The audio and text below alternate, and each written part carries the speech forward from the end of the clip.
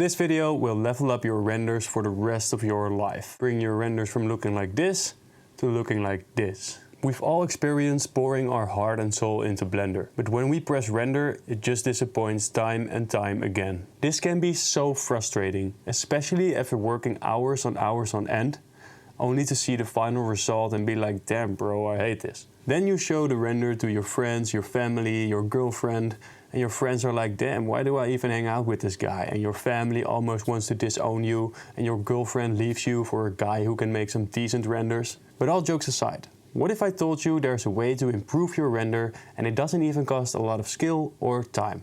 As a matter of fact, it's quite simple, you just gotta know how to do it. You see, most people think their render is done when they press F12. However, that's when your render is finally beginning. Hear me out. When a movie director hits the record button, the movie is not done straight after filming the shots. The movie has to go into post-production. People have to fix the color, it has to be edited, sound effects need to be added. So why would it be any different for a render in Blender? Truth is, it isn't. It's just that a lot of people forget or neglect the final and most important step. So let me tell you how you can fix this problem. I'll promise you that every render you'll make from now on is going to be as slick as a Victorian man stepping out of a Bentley with a double knotted tie. There are no Fusion tutorials that teach you any of this. I mean, there's plenty of editing tutorials, there's color grading tutorials, of course. But there are no Fusion tutorials that tell you the things that I will tell you in this video. And to be honest, this is the only place where you'll find this value and information for free even. There are no other tutorials that go so in depth as this one. And let me tell you, I had to spend a lot of time going through the years figuring all of this stuff out by myself. I had to follow After Effects tutorials and try to translate it into Fusion, and after doing all that, without any other tutorial that explains this information, I had to distill it down for you guys into a simple 1 hour, maybe multiple hours course, and I'm going to give it away for free because I want you guys to succeed with your renders as quickly as possible. There's not a single video that goes as deep as this one, so buckle up, we're going to get ready. But first, what are we going to be learning? First, we're going to look at some render settings in Blender, and then we're going to dive into the spooky Fusion tab that a lot of people are scared of. From saturation to contrast, camera dirt, lens reflections, other lens effects, adding elements into the scene, adding smoke, fire, glow, drawing highlights, particle systems even, and I'm going to teach you everything in this video. It's literally going to be everything that you need to know to make your render better forever. And after we're done in Fusion, we're also heading over into the color tab, where we'll elevate the quality of the render to an even higher level. So make sure to stick around all the way until the end, because all of these nuggets are going to help you so much achieve better renders, it's insane. And before we begin, first a couple of things. I highly recommend watching this entire tutorial step by step, because the information that you're going to learn from it is going to stick with you for the coming years. And I'm also diving into why we should use certain nodes. And I think that information is very valuable for you to become more knowledgeable as an artist. Also, it doesn't matter if you're a total beginner in Fusion, because I'm going to be holding your hand throughout the entire process. And we're going to follow it step by step in a really slow and easy manner, so that at the end of this you can have a very cool render. Relax. A lot of people seem very scared about the Fusion tab because there's a lot of nodes and it seems very complicated, but as soon as you know what you need to do, then it's actually really simple and it will be a lot less scary. Alright, before we begin, you need to hear this. This free course is made especially for beginners in Blender and Fusion. So if you're more advanced and you want to talk about EXR splitters, reactor plugins, 3D camera techniques, then this video is not for you. I'm going to be making a video on that later. But for now, I just want to dive into the fundamentals so that even the most beginner of the beginners can understand this and improve their render at the end of this video. Because truly, I want everybody to be able to follow this tutorial all the way until the end without thinking that it's way too complicated or it's getting too hard. I really try to make it as simple as possible so everybody can follow along. Little side note, we are going to be using PNGs instead of EXRs, and I know that rubs some people the wrong way because EXR has a higher dynamic range, and I understand that. But honestly bro, what kind of format do you think Photoshoppers use? Right, it's PNG all the way. I believe the result is all that counts. So whether you come by train, by bus, or by an airplane, or swimming even, it doesn't matter as long as you arrive. One final warning before we actually begin with the free course. You're going to be learning a lot of stuff and you might want to come back to this video multiple times in order to cement this information in your brain. Okay, buckle up, we're about to make your renders better forever and make your family and girlfriend proud. So let's go! I'm going to assume that you already have your own render, but if you do not, you can check the description and I've placed all the files that I've been using and you can follow along step by step with what I'm doing. We're going to start off by going into the output properties, and right here the default setting is set to color depth 8. Now we want to set that to color depth 16 because it's higher quality.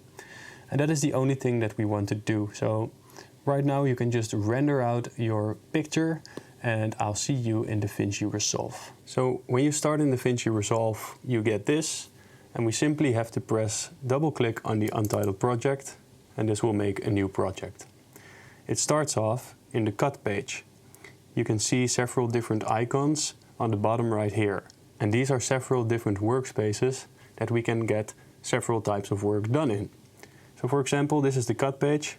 Personally, I don't use it. I do everything in the edit page, which is right beside it. So if you click on this icon, you go to the edit page. And I'm assuming you've never used Davinci Resolve before, so I'm guiding you through it step by step. So first of all, this is the edit page. This is the place where we can do all of our editing and we can drag in clips, for example, so that we can edit them separately. In this case, we do not need to do that because we're heading over into the Fusion page. So first thing that I'm going to do, right over here, we have our effects panel. If you do not see this, you can go to effects right here and click on this button. On the search panel, we can search for Fusion Composition. Now do mind, if you have video transition selected, you will not see this. So the only place where you'll actually see this is in the toolbox. So make sure to select the toolbox. Fusion Composition. We're going to add it to our timeline. And as you can see, it's around 5 seconds. In this case, it doesn't really matter because I am going to edit an image instead of a video. Now that we've got our Fusion Composition, we can head over to the Fusion tab. And the way we do that is right beneath here, next to our edit page, we find this Fusion tab. This is what Fusion looks like when you just opened it. You've got a media out node, and there are several different workspaces. Here we can see our video, and here we have a timeline. There are several different effects on this tab right here. So what I'm going to do, I have added a Google Drive link to the description, and you can check that out. And in the Google Drive link, there's all the assets that I'm going to be using. And if you want to follow along exactly with what I'm doing, you can go over there, download all the assets, and just follow along with the tutorial. So these are all the assets. As you can see, we've got a couple of images from Pexels. I've got a couple of images that I just simply stole from Google that you're not going to notice anyway because we won't even be using like 5% of it. I've got a cutout version of me, so you don't have to cut it out by yourself. You can just add it to the composition and work with it. There's a moon and the original render. So right here, I'm going to drag the original render into our Fusion tab. Now we get a media in and a media out. The media in should be connected to the media out. And what do you have? You have a screen of the render. And the reason why it's shown on this right side is because we have these little dots right here. And these little dots signify in which monitor we are viewing this node. So for example, if I were to add just real quick a color corrector and make this green, it obviously shows in the media out. But when I press on 1, you can enter the other video monitor. Not on the numpad, but the number 1 right above the Q. Then it opens up this monitor. You can slide it to the side by using this. You can zoom out by holding Control. And the same goes for this workspace. By holding Control, you can zoom in and out of the nodes we're using.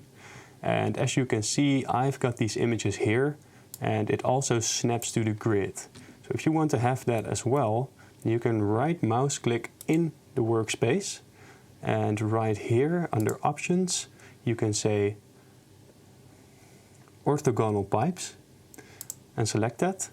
And then it will always make the pipes go with an angle instead of having those spaghetti pipes. And I really like working in that fashion. You can also go to Arrange Tools and select to Grid. And when you do that, it snaps to the grid. Now I actually just turned it off because I already had it turned on. Arrange Tools to Grid, and there you go, it snaps to the grid. I like working in that way because it just makes it a whole lot easier. Right now your Fusion composition might look like this, and we can change that by going over to Force All Tile Pictures by simply pressing right mouse button. And then we can go over here, once again, right mouse button, and click on Show Thumbnails. So now we can see what each node does, and it shows us a preview thumbnail of what we're working with.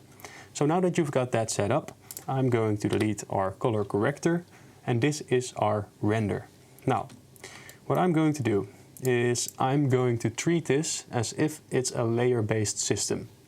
And in order to do that, I want to make the background first, because usually when we edit a picture, we work from the back to the front. Because at the end of our pipeline, we're going to add the front elements. So, what we're going to do, we're heading over into our folder. And there we have two types of clouds. We have gray clouds and we have blue clouds. Now I want the gray clouds to be at the utmost bottom or background of our scene. So I'm going to drag it in here. And now that we've got our background over here, we can take this line and drag it to this part. And then you get a merge node. In order to add certain nodes, what you can do is you can press Shift and Space, and it will bring up your toolbox. In here, all the effects of Fusion are represented. So what we can do, we can type MRG or merge and add a merge node ourselves. I find this to be a little bit of a convoluted way to work, so I just like to drag this line to this line and then add this one to the media out. Now, the first thing you notice is this. I'm going to zoom out once again using Control and the scroll wheel, and you can see the dimensions of our picture in the right top corner, and it says 5997 x 4000, which is a very weird ratio. And the reason it does this is because the first node in this pipeline decides what dimensions will be used for the rest of the pipeline. So how can we change that? Because I don't want that. We are working with a render right here that is 4K. So it's 4096 by 2160. And I want to have that be consistent throughout the entire render. So this is one trick you can use to change the dimensions of our final output. I am going to press somewhere into this grid. I'm going to press Shift Space. And then when I type BG, we get a background. And now I'm going to connect the merge node to our background. And we get another merge node. And this merge node I'm going to connect to the media out. And now it's way too small, because our project settings, our original project settings, which we can view right here, so here's a settings button in the right corner of Davinci Resolve, it says 1920 by 1080. And this is not bad because I want to do my final render in this setup, because I'm actually using it for a thumbnail, for example, and you can set it to 4K by going over here, scrolling down and selecting the 1496 by 2160 DCI. If you want to do that, I'm not going to do that. I'm going to render my final image in 1080p. Anyway, I'm going to leave it like this. Click away by pressing Escape. And in this background node, we can change the dimensions for our entire render. So right here, under Image, we have the width and the height. And it says Auto Resolution, which has a check mark that is checked. We're going to uncheck it. And now I'm going to change the dimensions to the dimensions we have of our render, which are shown right here. 4096 by 2160. And there you have it. My entire render is now visible. This is what we wanted. Now, in order to keep things clean, I'm going to place this one a little bit upwards. I'm going to drag my merge node over there, my background underneath it, and make sure that my line is nice and straight. In this way, we always know that this is the final output. These three nodes are not going to change anymore. So now we have our background, which are the clouds, and we can already see that over here. If you're lost right now and you do not have a monitor right here, you can press 2 on this media out node. And here we've got 1 on this media in. We use that if we want to work separately on a certain node to see what it does. So first of all, this is the background. And what I want to do is I want to mix 2 different clouds together, and then we're going to color grade them separately to get a decent looking effect. So this is the plan. We're heading over into our asset pack, and here we have these blue clouds, and we can drag these blue clouds into our workspace. By the way, if you want to change the name of one of these nodes, you can press F2 and it will bring up the rename tool. So I'm just going to name this blue clouds. And I'm going to name this one gray clouds. Once again, we can drag our blue clouds over our gray clouds. And it's just a little bit too small to cover the entire area. Now, we can either change this by doing this, but what I like to do to have a little bit more control in the future is to go over here in our Effects tab and select the Transform tool. You can also find the Transform tool by pressing Shift Space and typing Transform. But I'm just going to click over here and it will add it automatically. Now I'm going to place the Transform tool all the way at the bottom. And the reason I do that is because the Transform node sometimes interferes with other nodes when it's placed over here. So I'm just always going to keep it at the bottom. It is an operation that can be put at the bottom anyways. And in each and every node we have, there's also the inspector. So now we're diving into what kind of settings we actually have. On the right side of our screen, we have the inspector. And here we can change several different things. So the center moves it from left to right on the x-axis, or y, which is from top to bottom. And we can also use the size, which is what I'm going to use right now, because I want to increase this bit so it covers the entire screen, like this. And then I'm going to bring it upwards, maybe downwards. I think right over here would look pretty cool. Now we actually lost our gray clouds because they are underneath our blue clouds, but we actually wanted to combine them. So what I'm going to do is I'm going to press on our blue clouds node.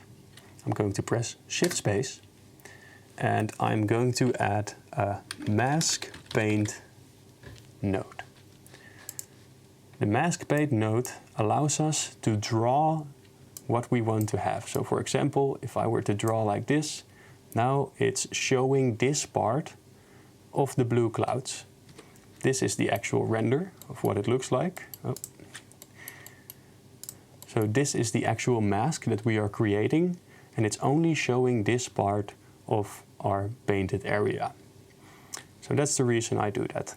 You can change the strength by changing the alpha. So now we've got the alpha set on 1, and as you can see when we draw, it gets a little bit of white over there. Now we can also set it to 0 and remove part of our painted area. And that's the way we do that. We can also open the brush controls, and here you have the size and the softness. You could fiddle around with the size, but what I like to do is press Ctrl, then left mouse click, and bring it inside or outside depending on how big you want it to be. So in this case, I'm just going to make it like so small, and I'm not going to change the softness, but you can if you want. I'm going to set the alpha to 1, and now I'm going to draw a part of our blue cloud into this render. We're just going to do it like so, like this. And that's starting to look pretty cool. I actually went a little bit overboard, so I'm going to remove this part right here. So now that we've got that, we want to change the colors of our image. And in order to do that, we can use a color grade node, which is right over here. It's the color corrector. It looks like a palette for painters. And over here we have several different controls. Not only do we have colors, we also have levels, histogram and suppress. So let's say, for example, we have a lot of blues in this area. So I'm just going to add it for an example. You don't have to follow along with this part. Suppress, and I'm going to suppress the blues. And as you can see, it turns gray. That's just a little something that you can do, but for now we're going to keep it on color. I want to explain something. So what I'm going to do is I'm going to add a background right here. I'm going to show it on this screen.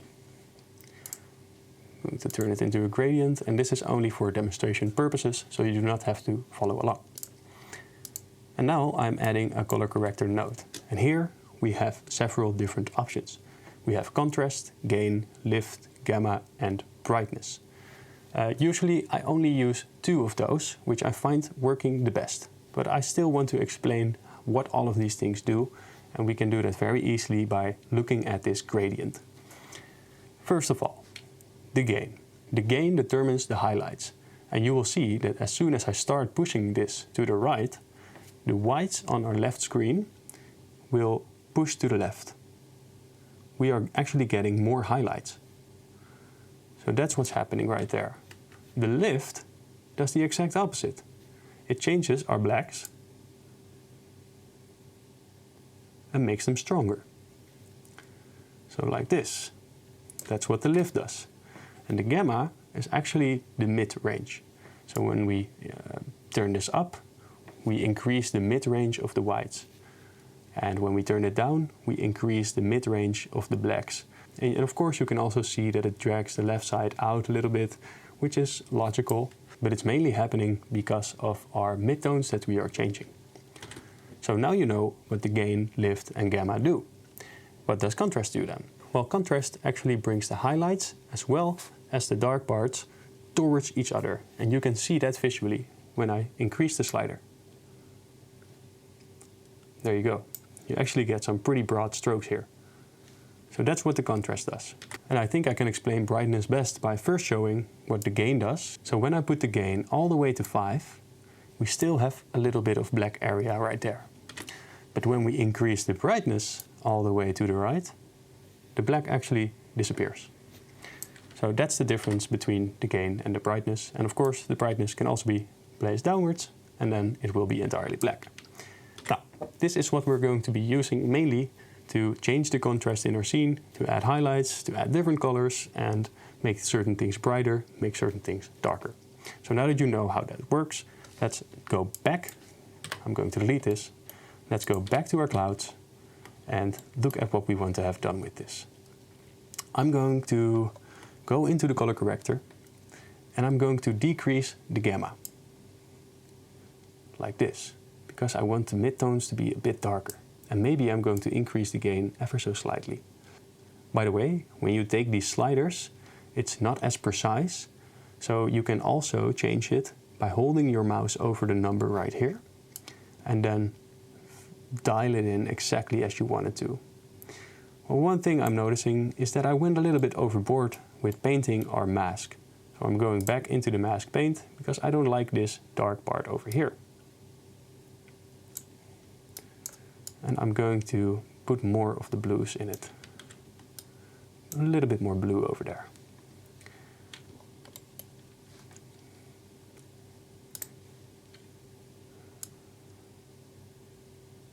Change it around, and now it's kind of dark enough that I start to like it. What we can do is take all of this and bring it upwards. And now we can go into this color corrector and open a new color corrector by clicking right over there. I'm going to adjust the slider and take it to an orange type color. something like this. And now it's orange instead of blue, which is what I want. Because I'm going to make a color contrast where there's orange in the scene as well as a blue-greenish tint. We know it as teal, so we get the popular color grade of the orange and teal. That's why I'm doing that. Anyway, this is the largest part of our cloud setup. I'm going to save my project by pressing Ctrl S, and I'm calling it Davinci Fusion Free Course.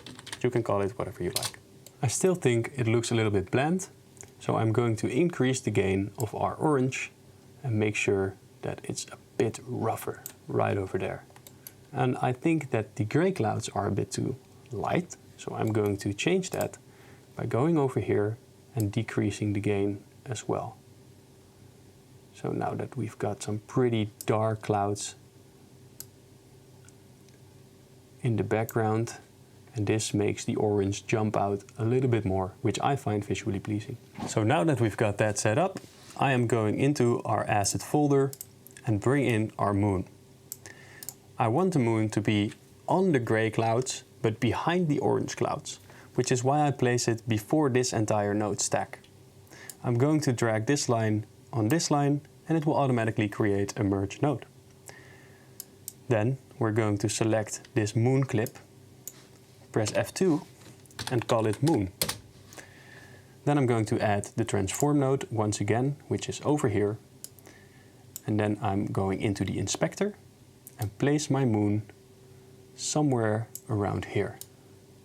It's a little bit too big, so I'm going to make it smaller.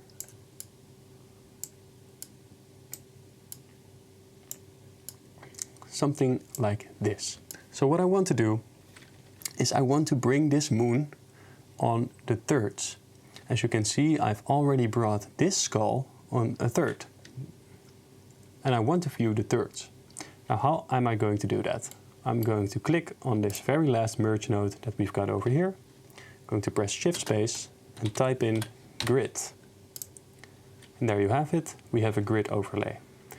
Now in the inspector we can change a couple of things to make sure that we can actually see the thirds, because these lines are quite a lot and we do not need them all.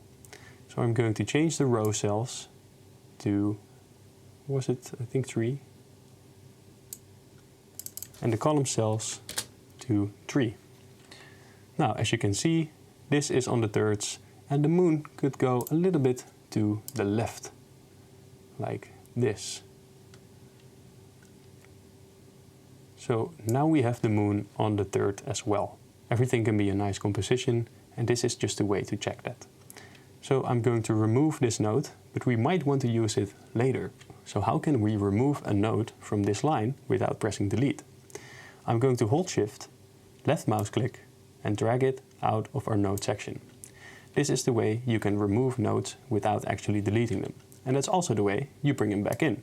Because as you notice, if you just drag it over, nothing really happens.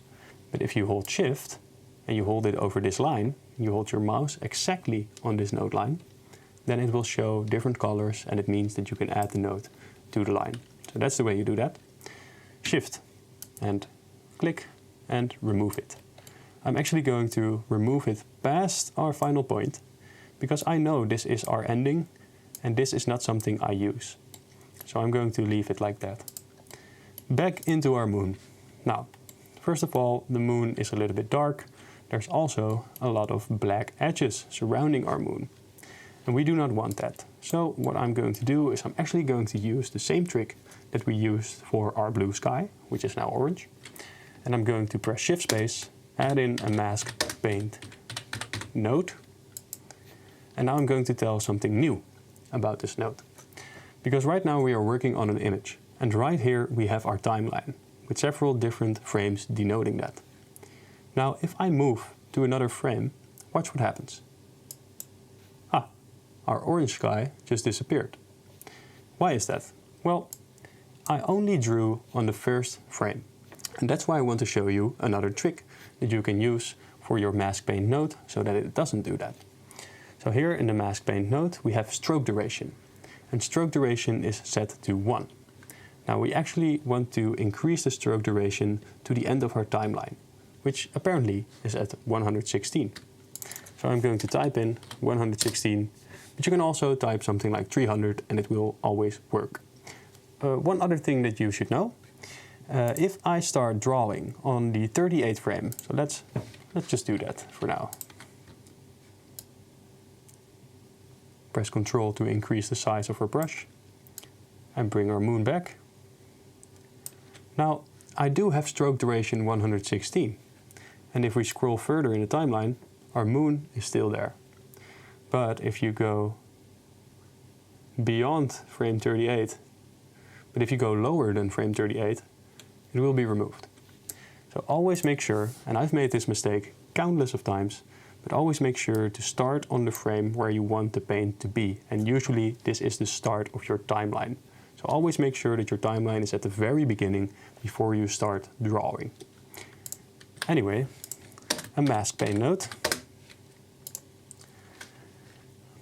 Let's increase the stroke duration just for the fun of it, even though I'm not going to use multiple frames. Let's increase the brush size by holding Ctrl and dragging it out with the left mouse button. And paint in our moon entirely.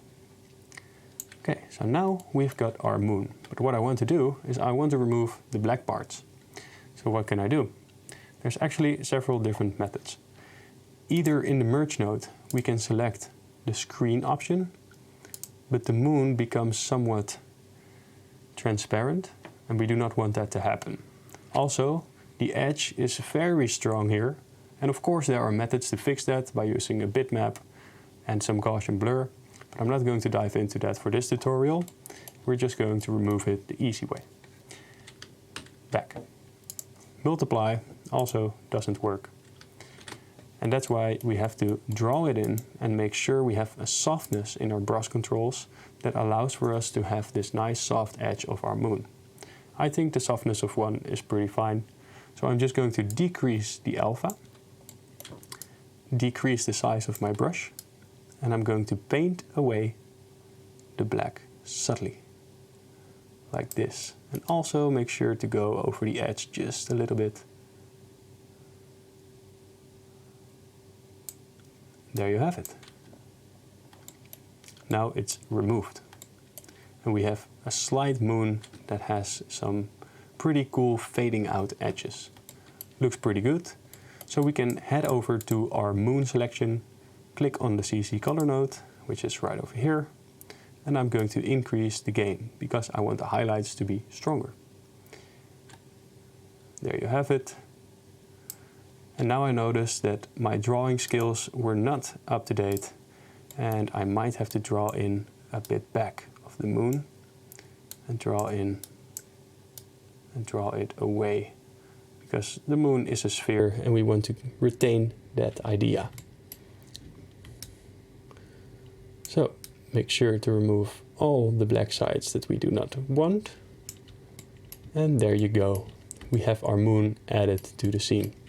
Now you are already very far into the process, so if this was easy to follow along, then you'll definitely be able to finish this entire render back to back. So you've already learned a couple of things. You've learned how to mix together different images, you've learned how to add them into the Fusion composition, change their colors, change their highlights and shadows, and trying to make that entire composition come to life by drawing certain parts out of and in of the image.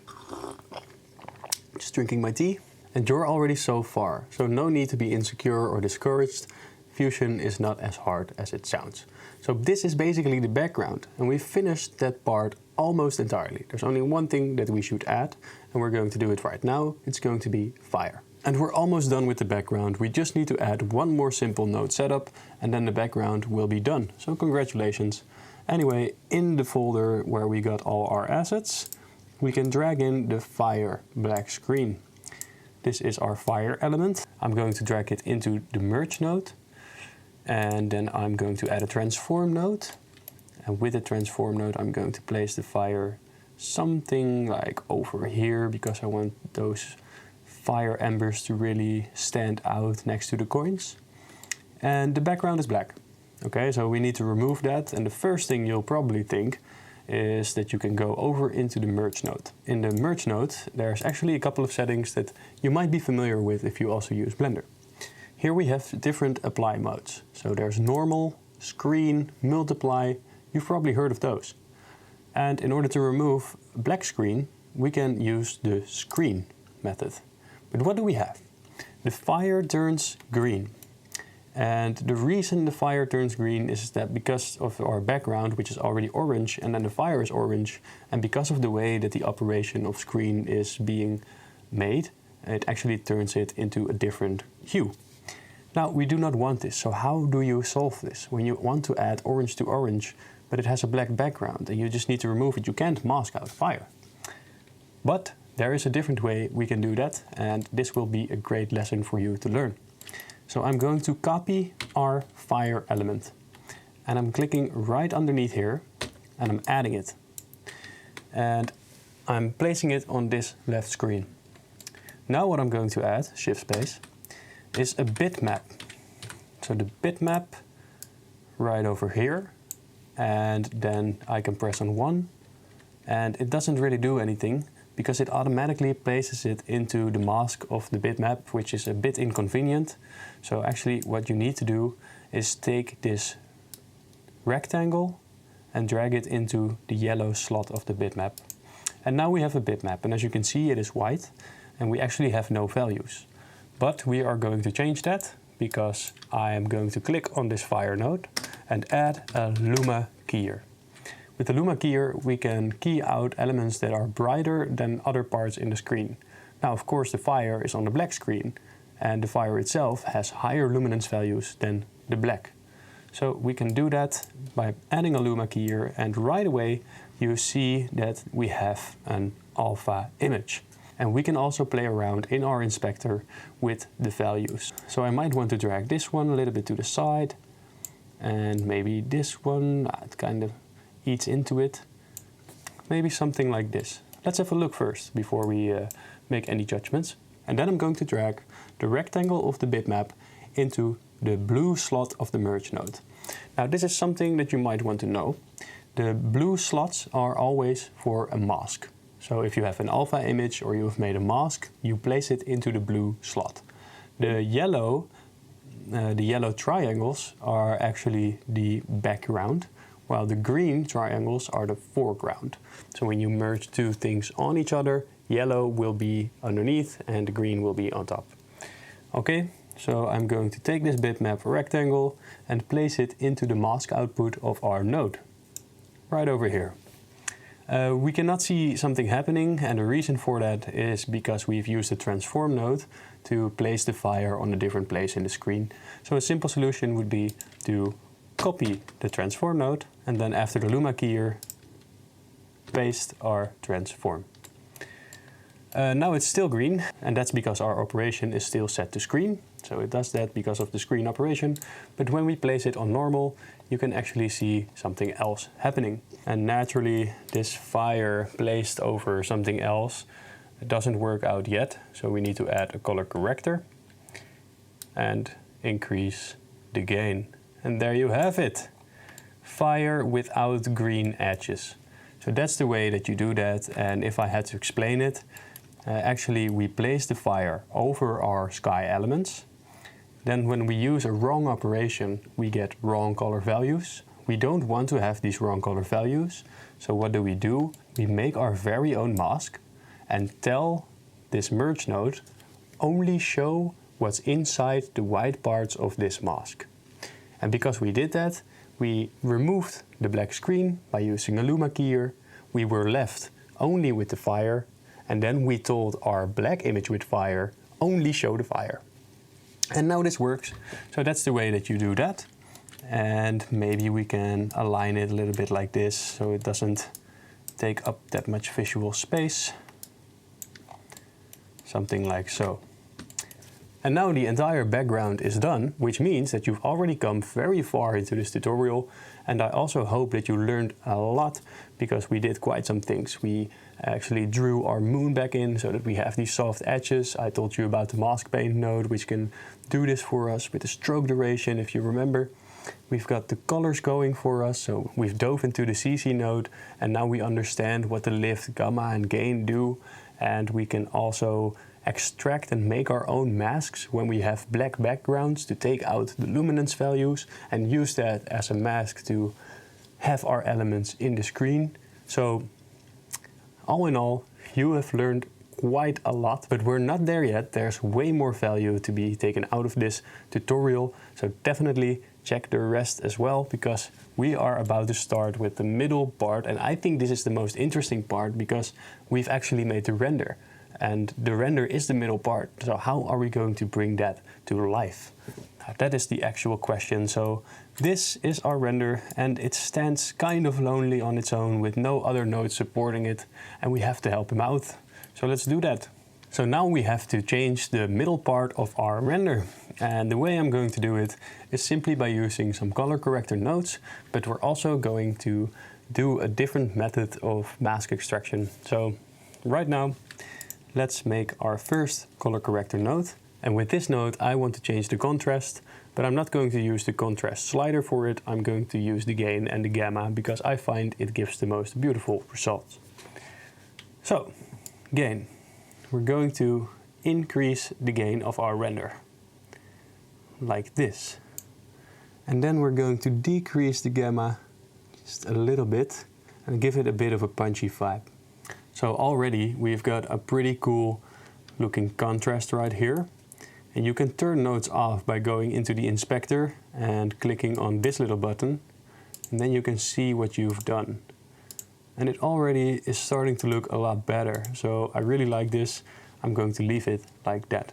Now, I'm going to add another color corrector node. And what we're going to do with this CC node is apply some highlights. Because we just added orange things in our background, but there's nothing orange on our mountain of skulls. And this makes it so that it looks very separated, as if the lighting doesn't fit well together. So what we're going to do is we're going to draw 2 layers of highlights. And let's see, I've already added the color corrector node. So I'm going into the color wheel and change it to orange. And this will make our entire render look orange. So I'm going to increase the gain. And this is really over the top, but I like doing it like that because we're going to add another mask paint node and draw our highlights in. And we can change the value of our mask paint node. So later on we can decide how much gain there is. Right now, shift space, mask paint. And now we can paint some orange on the hills. But one thing you notice straight away is that it also draws on our coins. In this case, I am not very much annoyed by it, because this is going to be a slight pass. We're just going to do it ever so slightly, like so. You see over here, it's starting to look a bit weird. I can just draw all over this. I'm not very sure about that. So just going to make some highlights over here. And it was too strong, so I'm going to decrease the gain.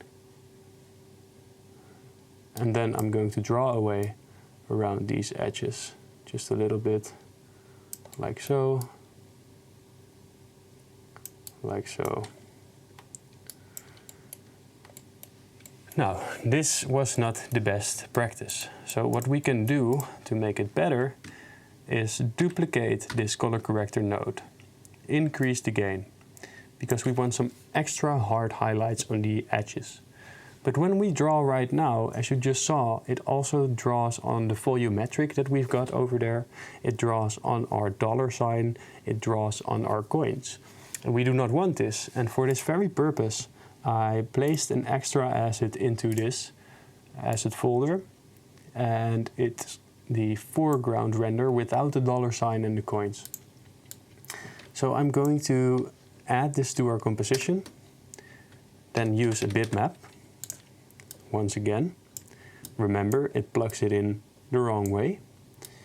And we're going to drag this rectangle to our yellow triangle.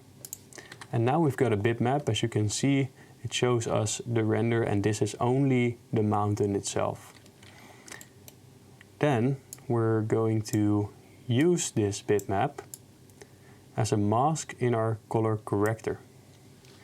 So now we can only draw on our mountain. So the color corrector is only applied, as you can see, to the front of the mountain.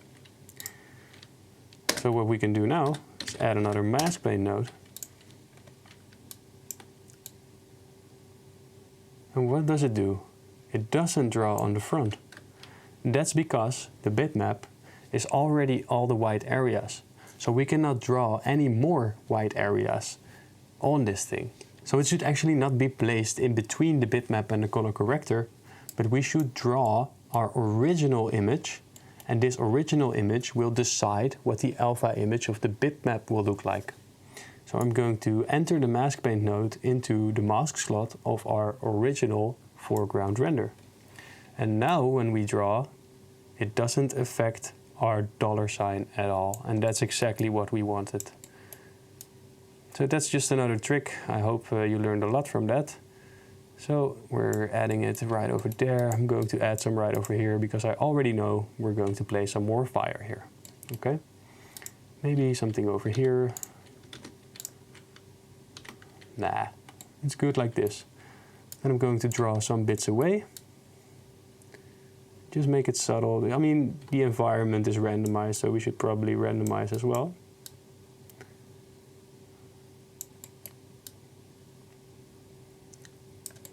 Ever so slightly, like so. Now let's see what it does. Ah, it adds this extra highlight, and I kind of like it. So one thing I want to add is some edge light over here, because as I said, I already know that we want to add some fire on the bottom of this. So that's going to be a little bit of highlighting for the fire. Like this. I'm going back into this mask pane node and remove some of these really sharp highlights on our skull, because I don't like those. Just going to remove those altogether. Like this. Now, if you think this is a little bit too strong, we can always go back into the color corrector node and change the gain, for example. Just make it a little more subtle. You can also change the color if you'd like. I'm not going to do that, obviously, but in this fashion we can just change the way our render looks, like so. Now, another trick I'm going to teach you is that if you select multiple nodes at once, you can press Ctrl P and it will deselect them both. So we can see what we've actually done with both of these nodes by pressing Ctrl P. Alright, this looks pretty cool. And maybe we can add some more over here. Just give it a little bit of randomization on some places in order for it to make some sense. Yeah, something like this. Then I'm going to draw away more of this.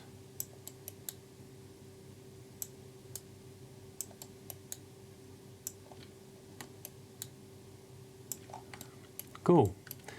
So now the lighting of our mountain sits a lot better into the entire scene after we added those orange lights. So this already looks a lot more visually pleasing, but it also looks as if it is correct.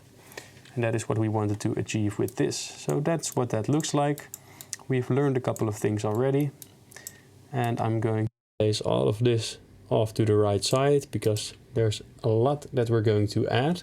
Some things are harder than others, but most of it will be pretty easy. So just follow along and we'll do fine. And now we are going to add an extra fire to the foreground, and we've already taken into account that we're going to do this because I drew some highlights here in the corner and also some highlights on our front skull. So the way to do this in the most simple manner is to simply take our previous fire, Ctrl C, Ctrl V, and we're going to add it to this merge node, and it will merge together, as you can see. In this case, we do not have to use a mask for this fire because it's not on anything orange, so it will probably work fine. I'm going to set the apply mode in the merge node to screen, and it's a little bit too contrasty for my vibe, so I'm going to turn down the gain and make it look like fire, like so. Then in the transform node, place it down, maybe a little bit to the side. Something like this. And now we have some fire in the foreground as well. The next thing we're going to add is a person. So I've already masked myself out previously.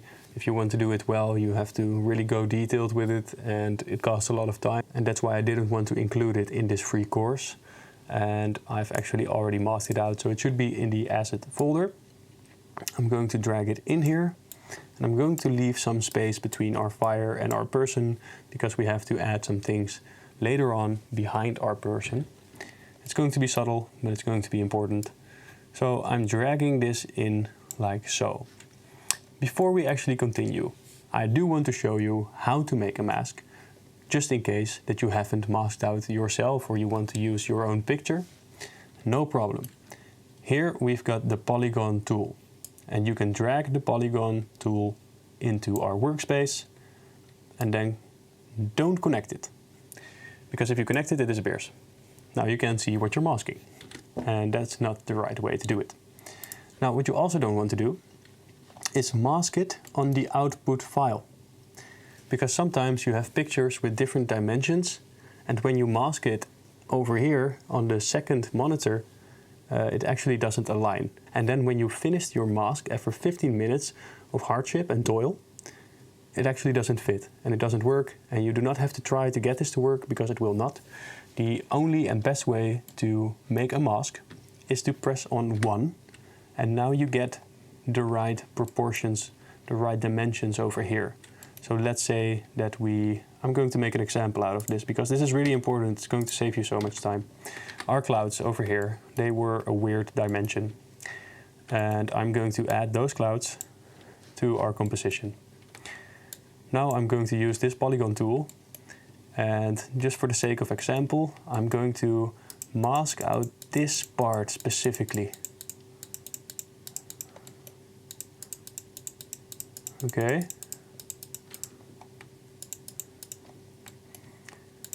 And then like this, like so, only this dark area, maybe something like this. Now let's see what's left of that when we add it to this. All right, so as you can see, it entirely changed. Nothing of this looks like what I did. And that's because the mask is actually being applied to these dimensions and not to these dimensions. So you need to keep that in mind, that when you go and make a mask, always press on 1 on the image that you want to mask. Don't connect your polygon tool, but do have it selected. Then make your mask on the left screen. This is really important. So I just wanted to let you know, if you are not going to use the image that I am using, that I already cut out, and you're going to cut out something for yourself, keep that in mind. It will save you a lot of time. We've got our person, and the person seems a little bit big, it's out of place. So we're going to add a transform node. And we can place the person down. Maybe you can scale it down a little bit. Yeah, scale it down just a little bit. Something like this. Bring it down. Yeah. Something like so. I think this position is pretty cool. Alright, so I'm going to add another CC node. And first I'm going to do the gain. Make it a little bit brighter. Do the gamma. And make it a little bit darker. Now, how do I see what I want to do with my gain and gamma? Because this is not enough. And you can see that it just doesn't really fit into this screen. So the reason I am changing the contrast is to make it sit well into the scene. And the way I do that is I look at a nearby point where I place my element, and I compare the blacks or the dark parts with the white or light parts. So right now I am looking at this part over here, and it seems entirely like crushed blacks. And I want to replicate that on the suit, because the suit is black as well, and thus if this element is placed somewhere around here, then these black and white values should somewhat match. And that's why I'm changing the gain and the gamma. And I'm going to bring the gamma a little bit down, something like this. I'm using these values, 2.08 on gain and 0.69 on the gamma. And what I find is that the black over here from my trousers or my pants are around the same type of blackness as the black over here and over here. And the lightness as well, it's kinda in the same range as the light over here. And that's what we are going for. Now, we want to add some highlights to this, and the reason for that is quite simple. If you do not add any extra lighting to your elements that have not been lit correctly in pre-production, then it will not seem to fit in the scene very well. So the reason I'm doing this is simply to make it sit well in the scene. Add another CC node right over there. I'm going to change the color to orange and make it somewhat the same color as the fire. Now I'm going to increase the gain, and we're going to add in a mask paint node once again. So increase the brush size by holding Ctrl and dragging it out with the left mouse button. And now we can draw on our subject. And something like this. Make it a little bit like so. A little bit more. A little bit over there. Over here. Ooh, well, it's too rough on the face, as you can see. So I'm going to decrease that by setting the alpha to 0. And just removing some of that highlight edges, then making the alpha a little bit softer. And just bring it in like that. I also don't like it on the forehead, but I do like it on the hair, like this. You see, that's a little bit too much. It just blows out the highlights because we increased the gain some more, and it's just not good. So we're going to remove that ever so slightly.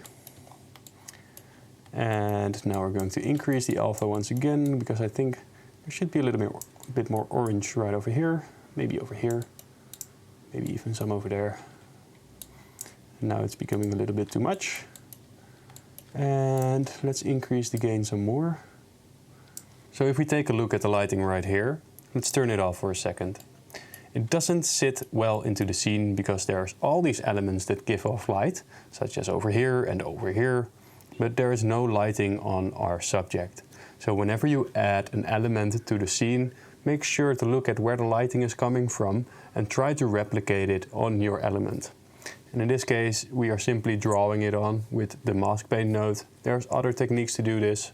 There's actually a new relight node that is able to do some fancy stuff with the lighting, although it is quite slow, so it's not the preferred method. But for now, the mask paint node will suffice. So I'm going to turn this off and turn this on.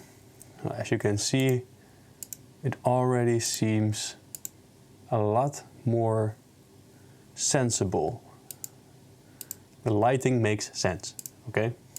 And that's what we are going for. So this pretty much is done for now, and it's quite easy. I guess there was not really anything weird we had to do with it.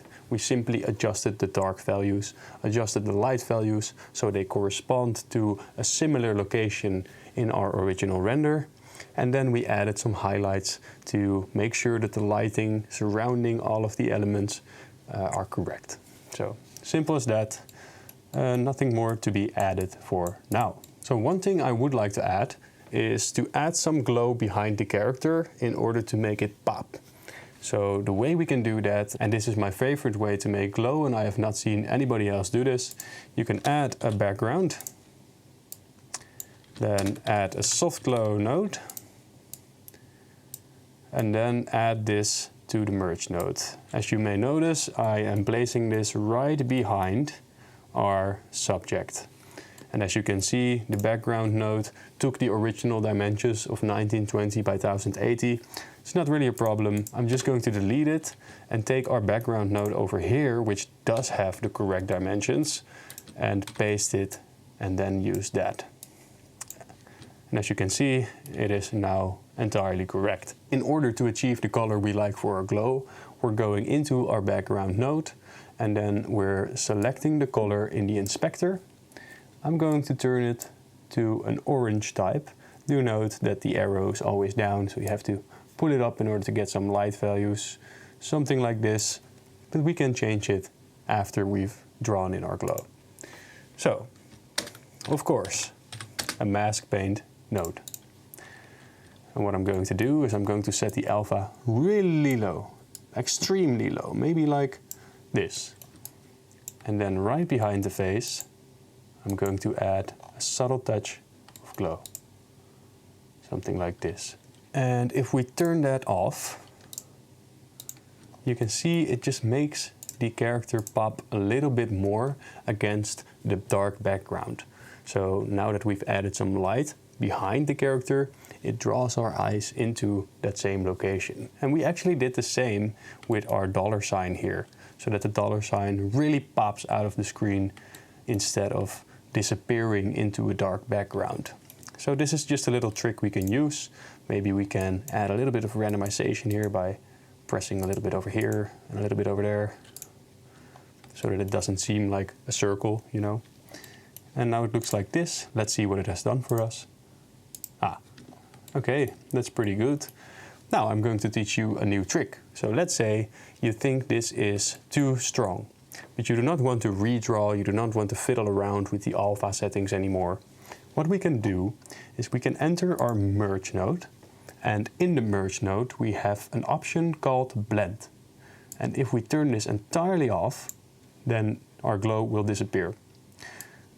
So we can choose some place over here that seems correct. I'm just going to set it to 0.874. And now it's just a little bit softer without having to redraw everything in the mask paint node. So that's a little trick that you can use. And now we are pretty far into the process, and I hope this video already was very valuable for you, that you've learned a lot of stuff, because I've really poured my heart and soul into working on this course. It has taken a long time already, and I'm not done yet. But I hope that everything you have learned is quite valuable. And people might be wondering, Blender, why are you doing all of this for free? Why are you giving all this free value? Are you going to try to sell me something at the end of this? You're going to hide some of the information? And the answer is no, I'm not going to do that. I'm not going to sell you anything at the end of this course. I'm really doing all of this for free. But what is the reason that I'm doing that? What is the catch? Well, the reason is I actually want to be up there with the greats. If you're thinking about who helped me make better renders, who helped me get through Blender and up my game, you know, then you're probably thinking of Blender Guru, maybe Kaizen tutorials and stuff like that. And I want to be up there. I want to be there with those guys. So that's the reason I'm doing all of this for free. I'm not going to ask you for money. I'm not going to ask you to follow my Patreon. I'm not going to ask you to do anything. All I'm asking you is click on subscribe and get the value that you need in order to make better renders, and we both help each other out that way. All right, so let's continue with this beautiful free course. So the next element we're going to add, let me open my elements folder. All right, so we're diving into our elements assets pack, and what I've got here is Clouds for Wanderer. Why? Because I made it in my video for recreating this famous painting. I used this render separately in order to add some more clouds. You can watch that video whenever you want, but for now let's just go over here and add it right before our character in this case. And I'm going to drag it into our merge node and it will merge right over. Now, as you can see, this element is very small compared to the other elements. And what I would actually recommend doing is to always use images of the same quality. But I'm going to break that rule as well right now, because this is not the most important asset. But do keep in mind, if you use lower quality on a higher quality image, then it might show. So that's why I also shot myself in 4K, and the render is 4K, so it matches. Anyway, so let's add this to our timeline. Let's add this to our workspace. Transform, drag the transform down, and we're going to increase the size by a whole lot. Make sure it covers the entire screen. Bring it upwards. And now we've got a lot of clouds over our render and not over our character. And that's what we wanted. So we're going to once again add a mask paint node. And set the alpha lower. And draw some clouds where you think the clouds should go. And I think the clouds should be more noticeable in the background, because that's where the saturation lowers. So I'm going to draw the most of these clouds somewhat at the end of this hill, okay? But I'm also going to draw some on the front and just make them not as strong, just like so. Maybe surrounding my feet, there should be a little more, like this. Okay, so what does this add? Let's go into our media in and turn it off. As you can see, it does add a lot. Even though it's very subtle, it is a very nice touch to any render basically. So I always add a little bit of smoke. And I'm also going to show you how to make this smoke yourself, because now I've provided the asset and we could make it in Blender once again, but I'm also going to show you how to make it in Davinci Resolve. So first of all, let's turn this off by selecting all of it and pressing Ctrl P as we discussed earlier. Then I'm going to drag my element to the right and I'm going to show you how to make these clouds. So first of all, we have a background node over here. Up until now, we've just pressed Shift Space and added the background node. I think it's faster. But with the fast noise, I'm just going to drag it over here. And the fast noise is what we need in order to make our clouds. And bring it into the merge node once again. As you can see, the size of the fast noise doesn't adhere to the 4K resolution. So I'm going to click on our fast noise and go to Image, Auto Resolution, type in 4096 2160 and it should cover the entire screen. This is the way we do that. And now we're going into the noise settings. And we can change a lot of things. We can change the detail, and as you can see, it becomes more rough and jagged. We can also view it on this monitor right here by pressing 1. And if you do not like the checkers underneath it, we can remove that by going into Options and unchecking Checker Underlay. So this is what the fast noise actually looks like. Let's see, we're going to change the scale, maybe make it a little bit bigger, like so. The seed and seed rate, make sure that it is moving. So if you want to make like an energy effect or something like that, you can definitely use that setting. There's also these options, discontinuous and inverted, and you can also use them both at the same time. And it gives some pretty interesting effects for like energy balls or things like that. So in this case, I'm not going to use that. And one thing you do want to notice is that if you increase the contrast, it increases the contrast of the entire image or anything that came before it. And we do not want that. We also do not want to increase the brightness because it increases the brightness of the entire image. So how we can fix that is by going into the colors and changing it right over here. So if you want to make it darker, you can't make it darker than black, of course, but you can make color 2 a little less light, like so, and then it becomes grayish. And we can also add a CC node if you want to change the color of this. So maybe we want to make it a bit more orange or brownish, something around the same tones that we already have in our image.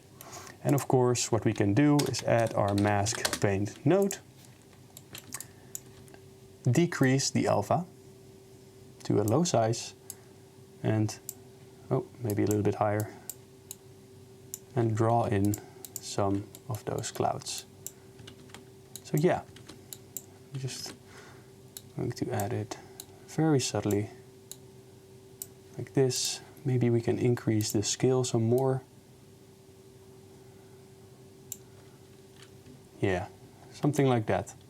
So if you want to do this in the future, that's very much possible. Just use the fast noise node and you can do a whole lot of things with it. I'm going to show in a different video in the future how to make some energy effects. If you're interested in that, if you're not, also let me know because I won't spend any time on it then. But yeah, I think it's a very interesting node and you can use it for a lot of things, including displacement.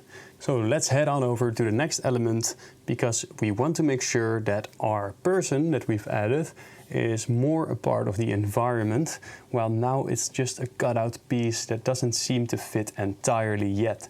So how we're going to do that, I've got a cloud in the asset pack. It's called Cloud Transparent PNG. We're going to add it once again on the merge node, bring it a little bit closer to his friends. Now we're going to add a transform node, increase the size, and we've done this a couple of times now, so I'm going to assume that you've learned this process as well. And now we're going to move it down, move it to the right. While I'm doing that, I think there's some more interesting looking cloud parts on this side of the cloud, and that's why I'm doing that. Anyway, let's go over here, mask, paint, decrease the alpha, and let's draw some clouds, like so.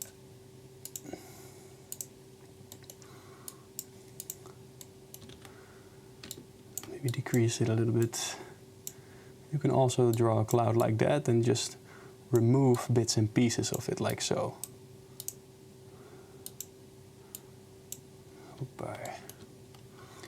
Now, I think the reason it doesn't look very good as of yet is because the color is not the orange that we would like it to be. So I'm just going to add another color correct node and bring it towards the orange tones. Not too much, just a little. And then when we turn this off and on, let's see. There. Because we added the smoke on top, this character seems to be sitting a lot better into the scene now. And that's why we do that. So you can do this with a lot of different things, and you can add some smoke over it or some form of haze, and then the element will sit better into the scene. It's a trick I often use. Anyway, we're going to continue because we are already very far, you guys. There's really not a lot to be done here. We're just going to add the foreground elements. I'm also going to teach you a little bit about particle systems in Davinci Resolve, which is really exciting. And after that, we're going to dive into color grading and make the render a final render. So let's get it going. So there are 4 final steps left before we can go over to color grading. So let's dive into it right now. It's very exciting. So let's have a look. I'm going into the asset pack. And like I told you before, you actually don't want to use low quality images on a high quality image. But in this case, I am just going to add the ember, which is a very low size. You will be able to see as soon as I plug it in. Yeah, so this is the size of our embers. But to be honest, it doesn't really matter because we're going to make our own as well. And I'm just going to add it like this. First of all, we're going to add a transform node. I always do that.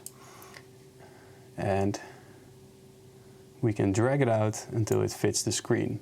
And in this case, it will probably just work if we use the screen. It's very subtle, as you can see. There's just a bunch of these embers flying around.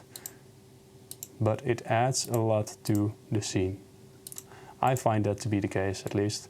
So the next thing we are going to add is lens flare. Let me show you. If we type in lens flare by opening our effects box and we try to drag it in like so, it doesn't work. And the reason for this is because the lens flare needs to be added to a background first, and then the background can be added to the merge node. Let me show you. We're going to copy this background right over here because it has the right dimensions. I'm going to bring it right above our lens flare and drag it into the yellow slot. Now, as you can see, we have a black background with a lens flare on it. So if I click on our lens flare, we can see in the lens flare presets, there are different lens flares we can use. Let's see, I like the MIR 2.837. I think it looks very beautiful, and I'm looking predominantly at this because I want there to be a lens effect like this to go over all the elements to make it seem fitting. So let's see.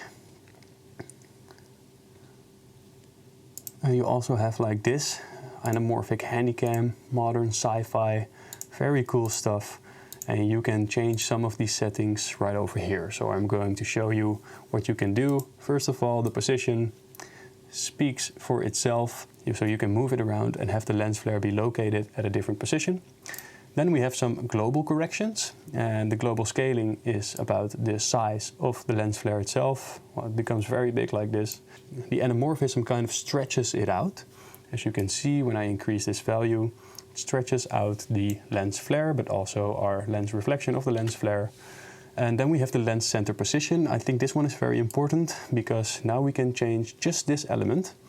As you can see, that is something very interesting because sometimes it just doesn't end up at the location that we want it to be, but now we can manipulate it ourselves. Then we have the global brightness, and I actually have to turn this on with screen in order to understand what it does.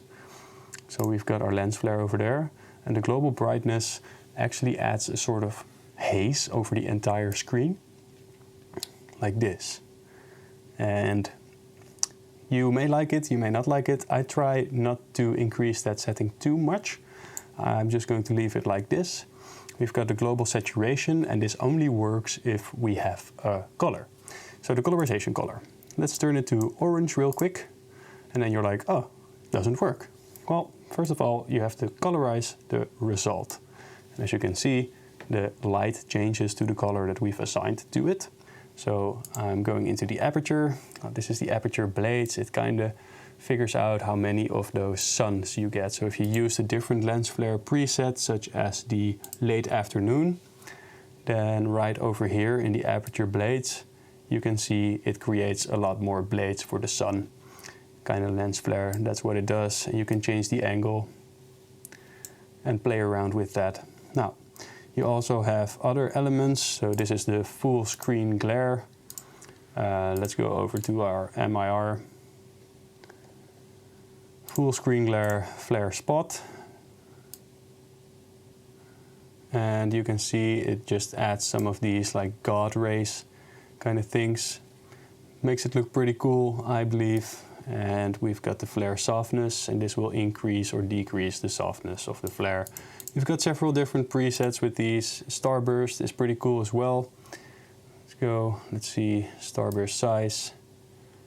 And you get like the same effect of the sun. And you can make a lot of different types of lens flares with this. But in this case, I'm just going to keep it simple, and I will reset our entire node. And I've not taught you how to do this as of yet, but I'm heading over into our lens flare node. And then here, right in the top corner, we have a reset button. And now everything will be placed back to its default settings. I'm going to set it to MIR, just like I said before. And I'm going to change this position to go over our moon because I want to make it seem like the moon is doing the glowing.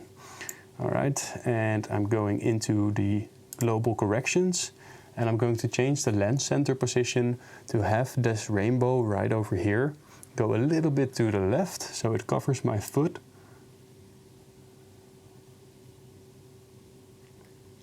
Yeah, something like this, and I think that looks pretty cool. And what I'm going to do is I'm going to add in a mask paint node to the lens flare, because I don't really want this very bright light in our moon. I mean, it's a moon, but it doesn't have to be that bright. But I do want to keep the lens reflection. So I'm going to draw in our lens reflection. We've got it right over here, very beautiful. And then I'm going to decrease the size of the alpha and just subtly give a little bit of glow to our moon. Like so, maybe a little bit stronger. Now, let's turn it on and off. And in this way, we cannot really see what we're doing. So I'm just going to select our background. And there you go. So this is another element, the rainbow lens reflection, that helps integrate different elements into the scene because it's all the way on the front. And this lens reflection just makes sure that there's different layers that will help fit all the elements together. And speaking of elements, we are going to add one more thing, and that is a particle system.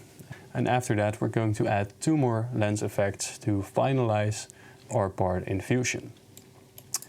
So, particle systems. Are you excited? Because I am. I think particles are so fun to play around with, also in Blender, but especially in Davinci Resolve. So let's take a look at our particle systems. I'm going to press Shift Space, and you need 2 things. We need an emitter, just like in Blender. You actually place an object, and you place a particle system on it, and you use emitter, and then it will emit some of those particles. And we need a renderer. Because in this case, if you just add the emitter to our timeline, it will not work. It needs to be rendered in a separate node before we can add it to our timeline. Not a big problem. Just going to press P emitter from particle emitter. And then I'm going to press Shift Space, P renderer, yeah, P render. And there we have it. And in the renderer, we need to change one setting, and after that we're not going to touch it anymore. We're only going to be working in the P emitter. But first, in the P render, we're going to have to press 2D. I'm going to press 1 so you can see what happens. Let's see, so first it was 3D, and it makes this entire scene that you can work in, particles in the C depth direction. If you were to move a camera through it, you will be able to achieve some cool effects. We're not going to do that. We're not going to make any vortexes either. We're just going to set it to 2D, because that is all we want for this image. Now I'm pressing on the P emitter, and in the P emitter is where we'll do most of our particle work. And this is a very important and fun part of the tutorial, so make sure that you're focused. So, in the P emitter, we've got this little sphere. And I'm first going to talk about what's happening in the inspector. So we've got our number, and this is the amount of particles that we have in our scene. Now, if I were to zoom in, maybe you can see it with YouTube's compression, but there's actually 1, 2, 3, 4, 5, 6, 7, 8, 9, and the 10th is over here. 10 particles in our little circle. And this circle denotes where our particles are located. So here we have the number for ions, lifespan for ions. These settings are predominantly important if we have a moving scene and you want the particles to do something.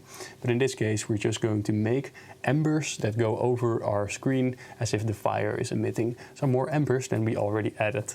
And that's the reason we're doing that. Now, style. This is an important one. In the style, we can use different types of particles. And we have the point selected right now, and then it looks like this. But what I like to select is the blob. And the blob is just a little bit more randomized. It looks a lot better, I think, so I'm just going to use blob. But you can also use the bitmap.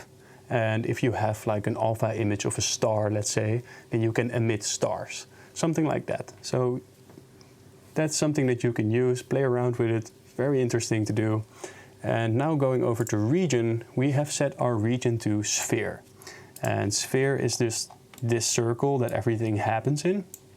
So let me go into the controls real quick and add like 1,000 particles, because we want a lot of them. Now we still can't see it because the blob is very much invisible for now. I'm just going to increase the sphere.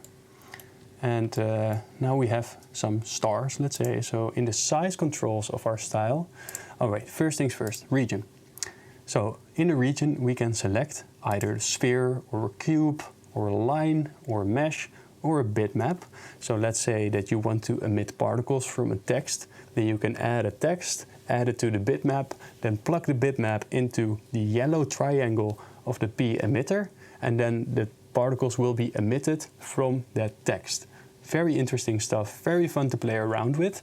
But for now, I am just going to keep everything simple and make sure that we reach our final result easily. So, style.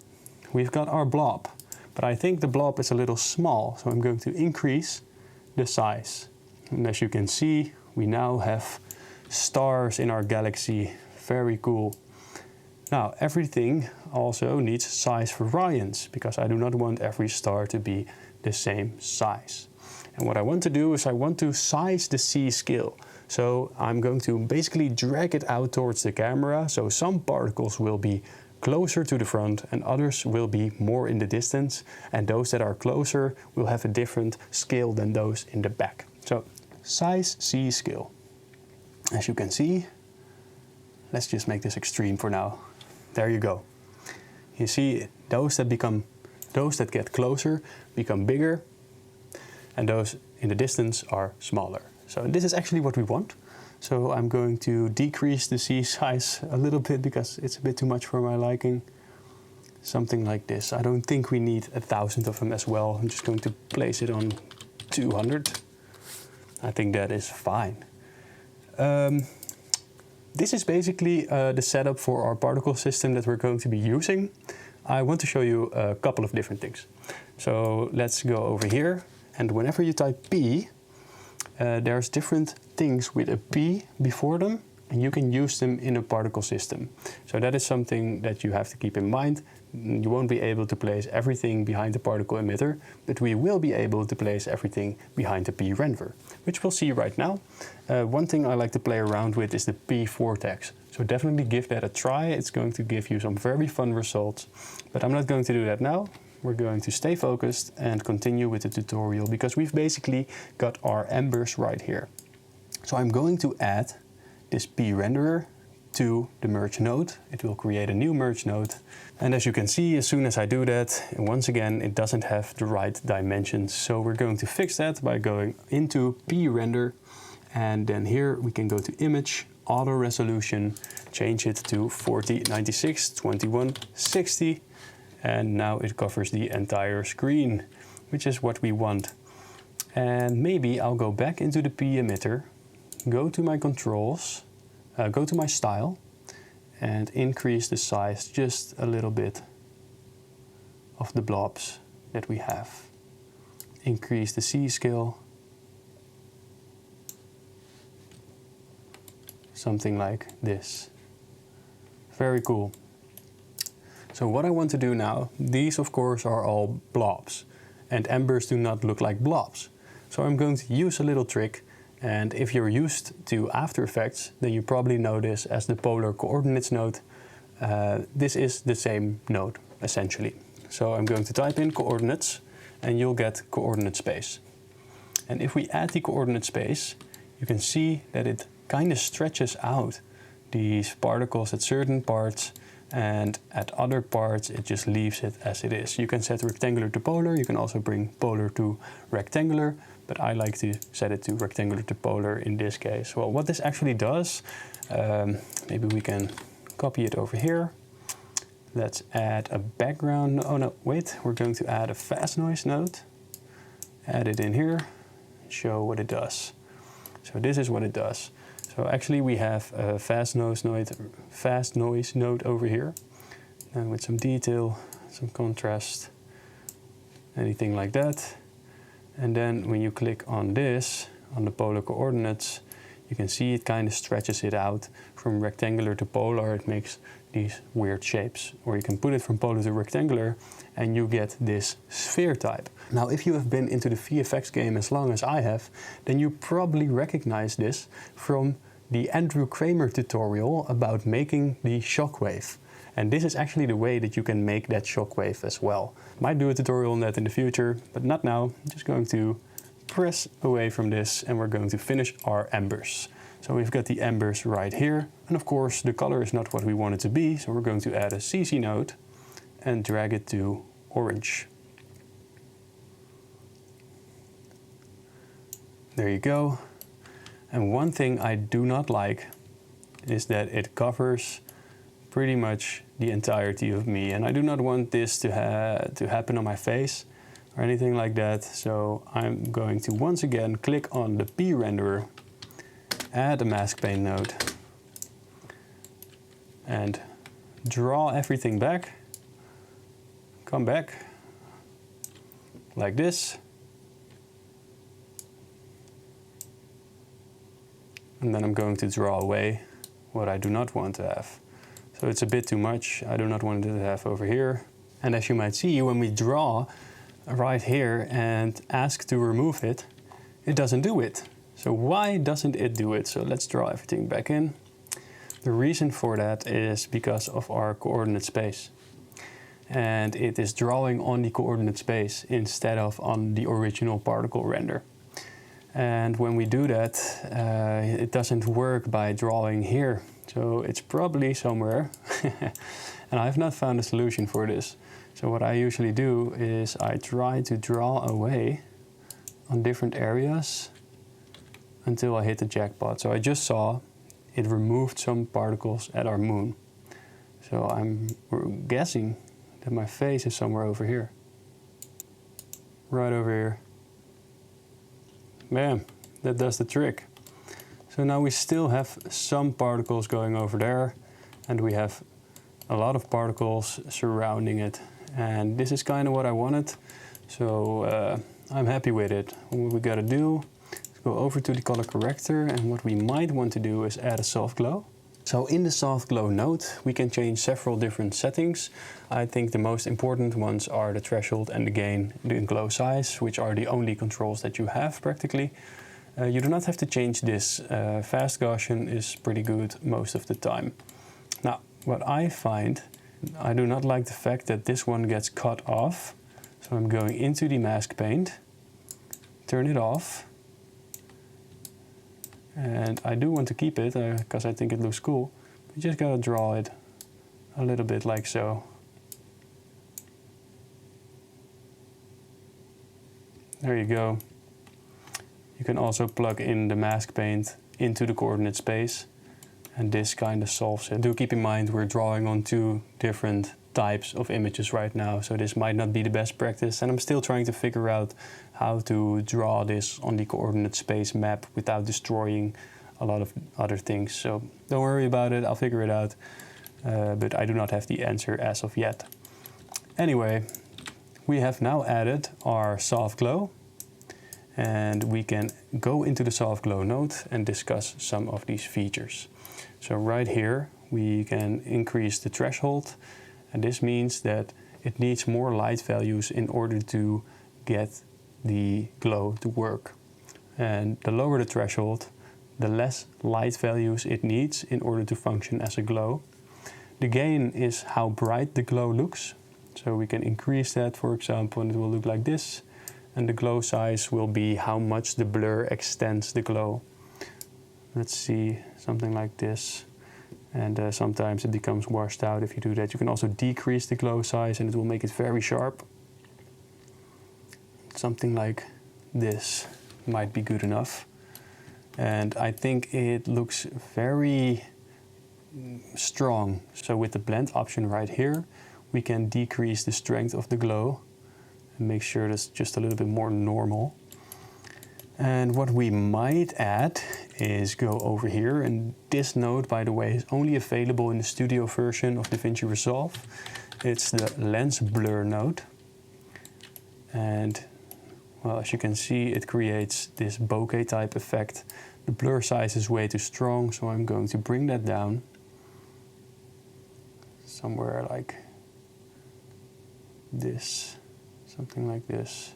So let's see what we've added with our particle system. There you go, a lot of extra detail without doing a lot of work. Now, I do think that there's a little bit too much of it, so I'm going into the P emitter, go into the controls, and I'm going to change the number from 1000 to 250. And I think this is a lot more subtle and will make the render better instead of overpowering it with a lot of particles.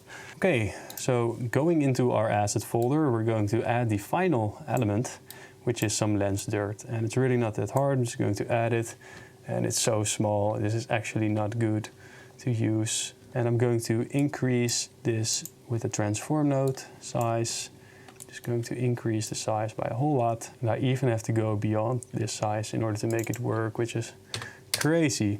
And now we can simply set it to screen. So what I'm going to do is add a CC node, and I will decrease the gamma in order to remove some of those parts because I think they are overpowering. And something like this. It's a subtle effect. Let's see what it does. So I'm going to turn this off. It's a subtle effect, and I'm going to keep it subtle like this because it's not the highest quality asset that I'm using. I would recommend either making your own or buying some or finding a good place to get one. And it just adds a little bit more to the render. It's a small but subtle effect.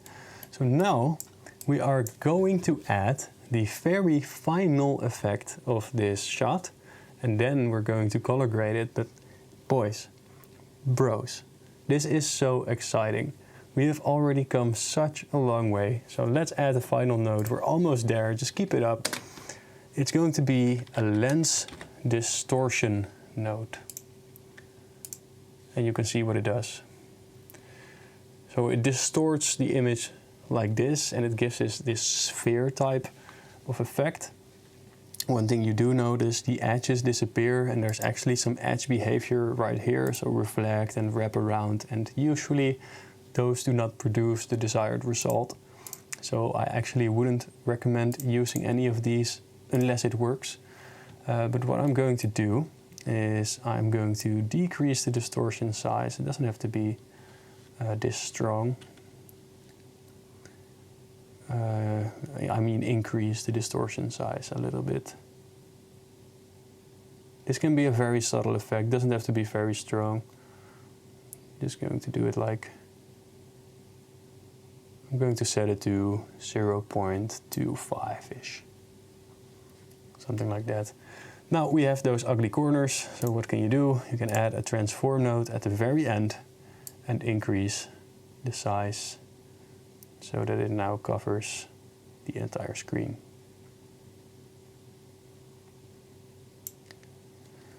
So, this is just a camera effect that makes it look more real. It's very subtle, you'll probably not be able to tell, but if you put this off, you can see what it does. And turn it on, turn it off, turn it on. So yeah, this is what it looks like.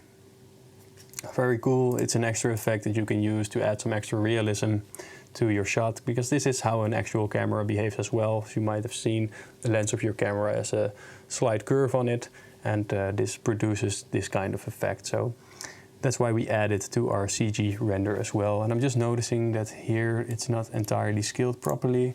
I'm just going to decrease the lens effect by a little. I'm just going to set it to minus 0.2. And this kind of solves the problem. Let's see what we've got. Yeah, very subtle, but it adds. So we're going to leave it like that. And that, my friends and brothers, is the end of the Fusion part. And we've come such a long way. Look at all the things that we've done. We've got a node tree and it's this big. Look at what we've done. We have brought in our clouds like this, and we mixed those clouds together. We gave different colors to the clouds and changed their lightness values. We learned what the lift, gamma, gain do, and then we added a moon, of which we gave soft edges by drawing it in with the mask paint node. And then we added a fire, to which we ran into some problems because it turned green when we used the screen option. But I also showed you how to fix that by making an alpha mask using a luma keyer and plugging that into the merge node. And then in the color grading part of the render, we have added highlights to our mountains that make sense with the rest of the color composition of our scene. And then we have also added some highlights on the skulls because we added a foreground element later of the fire. And then we brought in our person as an element, and we made sure that those darkness and light values are around the same values as a nearby object. So we did that very well. And then we added some light to our person to make it fit into the scene as if he was actually standing there. And after that we made some glow right behind his head in order to make it pop. And then we used the clouds to make sure that the render seems a little bit more randomized. It has some cool white looking clouds all over the render. We also added a cloud over the person to make him seem to fit into the render a lot better. And then what did we do then? Where are we? Where are we? Oh yes, we added some embers and sparks to the scene in order to blend everything in together. We added a lens flare that gets some cool lens reflections and makes sure that all the elements sit well within the scene. And then we added our very own particle system, of which we turned into embers some more. And those embers we have now added to the scene. It gives a lot of depth and extra elements looking very cool. And now we also added some lens dirt to the final effect so that there's some dust on the camera. Very cool stuff. And finally we added a lens distortion node and made sure that it follows that real camera effect. Alright guys, so this is what we started out with. And this is what we have got right now. And I'm already very proud of you guys for having followed this free course step by step. And if you've made it until this far, then you're a soldier, you're my brother. And I'm going to tell you, we're not even done yet. The best part is yet to come, because the end of this will be the color grading, and it won't take a lot of time, but I'm going over each node separately so that you'll know how to integrate it into your workflow, how all these nodes operate, and what you can do in order to make your render look even more beautiful than what we've already got. But look at this. Look at the left side of the screen and you can see this was our original render, and we've turned it into, well, it looks way different. It looks so much more cool, and there's so many elements added into it. And I hope you're as excited as I am, because we're diving into the final part of this free course, and we're heading over right now to the color tab. So right over here, the color tab, and you'll enter a new screen with a lot of different things to go over, and you're probably gonna be like, oh my god, what do I have to do? This is so much this is so different than the entire Fusion tab. And actually, some of the controls are different than we use in the Fusion tab. And the reason for it is that Davinci Resolve actually didn't start out with Fusion integrated. It actually started out as a separate video editor with amazing color grading tools. And those color grading tools are still used by Hollywood today. And here we actually have Fusion that got added to it later, but it was a separate program, and that's why the Fusion controls are a little bit different than the controls that we have in the color grading tab. But don't be worried, because we're going to turn this into an amazing piece, and I'm going to tell you exactly step by step what you need to know in order to make a good looking render. So let's dive into this final part. I promise you that you will not be disappointed. Your render will look even better, so don't think you're done just yet. We're going to make it even better, and you're going to be so proud of yourself after having followed this entire tutorial until the end, and you'll have learned so much that the value is really unexplainable. It's insane. It's insane. So let's go. We're into the color tab. Now, first of all, a couple of basic things. Here we have our color wheels on the bottom left corner. And right here, there's several different things that may be familiar with you right now. We got the lift right here, the gamma, the gain. Do you remember from the Fusion part that we talked about the lift, gamma and gain, and I used a gradient from black to white to explain everything about that? That's exactly the same as this. So we already understand this part, and that is great. And there's a couple of extra tools that we can use here. There's temperature, tint, contrast, pivot, mid detail, saturation, etc. So there are a couple of extra tools here that we can use. We're not going to use everything, because in certain cases I think some tools are not the best tools to use, and in other cases I think you just don't use them enough in order for them to be important. These are the color wheels, and you can see that as soon as we change something over here, it also changes our colors in the render. And for those observant, we have our vector scope right here. So these are the scopes. I've already got it to, I'm going to reset this. I've already got it to vector scope. That is my favorite. I also use parade a lot of the times. Parade shows where and how high certain color values are and what range they are located. Well, as you can see, there's a lot of red in the highlights, and that is correct because we've got our fire or our orange clouds type thing right here. So there are indeed a lot of red highlights, and that's why we see that coming through in our parade. And we have also got our vector scope, and you might notice that I've got a little line over here, and this line is the skin tone region. So this line determines where the skin tones are, and they should be a certain type of orange. So it's heading over towards the orange side. You can see that here on our color wheels it is moving towards some orange reddish tone.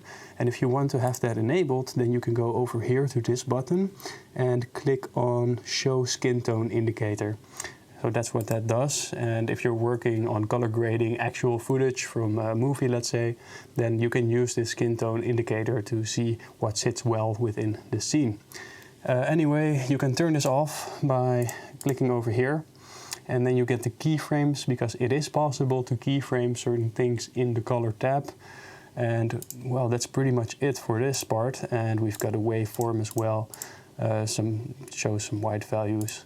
And we've got a histogram, also pretty cool, but we're just going to set it to vector scope for now. So this is basically some information about colors that we can see on the screen. And here in the middle we have our curve section, and as you can see there's a lot of different functions here that we can also address. One thing that I like to use oftentimes is the hue versus saturation. So let's say I find this to be way too saturated. I can simply select it with my qualifier tool and it will bring up the range where these colors are. As you can see, it is in the reds, and that is quite logical as we can see in this graph. And now when you turn this down, it actually desaturates or saturates, it depends on where you drag it to, our colors in this range. And I like using this tool a lot. So we could maybe bring it down a little bit, but we're not going to do that right now. This is just our first node. I'm just going to reset this. Our very first node. Okay, first things first. I'm going to unclick clips because we do not need multiple clips right now, and I always like the extra space. Gallery, don't need it for now. In this case, you do not have to press Ctrl in order to zoom in. So we can just scroll in this area and it will scroll. So that's a different function than that we've seen in Fusion. Either way, we've got our effects panels right here and the nodes, but oftentimes we do want the nodes and the effects as well. But I'm going to turn off the effects for now. We've got our node set up right here, and this is going to be the first node. Now, what am I going to do?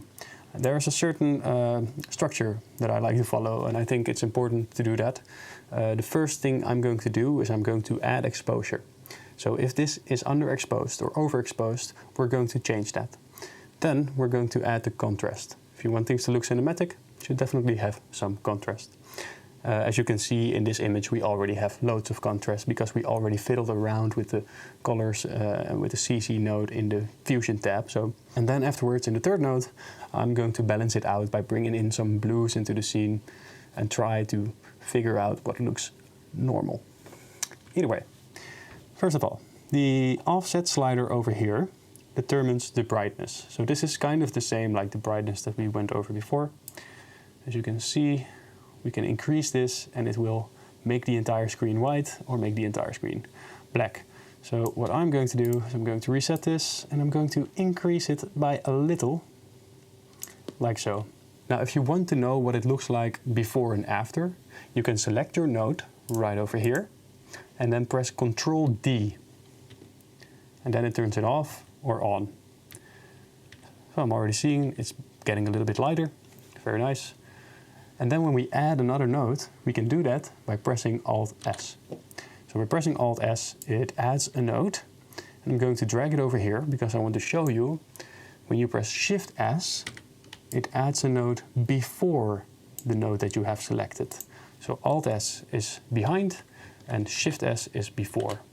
So that's quite handy to know. Then for the second node, we're going to add some contrast. So I'm going to increase the contrast slider. And what goes along with the contrast slider is also the pivot. And as you can see, it kind of brings back the highlights that we've gotten before. So if we want to see what this looks like, we can select all of these nodes and press Ctrl D.